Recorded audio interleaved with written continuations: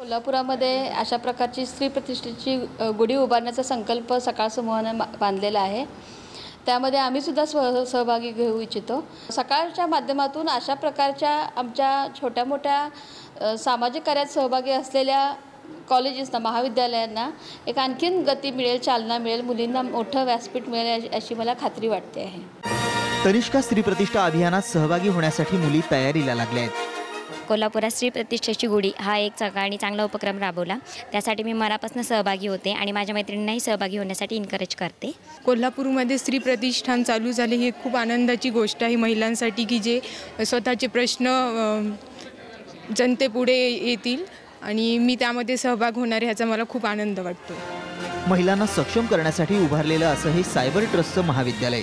इथं वोकेशनल कोर्सेसच्या माध्यमातून मुली स्वयंपूर्ण होतात।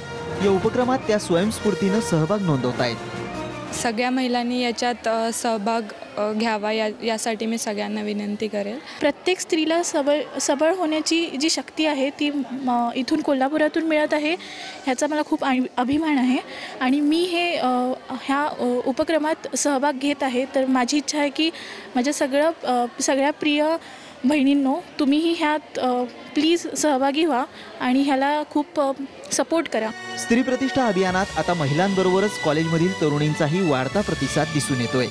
कॅमेरामन सचिन सावंतसह तानाजी जाधवर, साम टीव्ही, कोल्हापूर।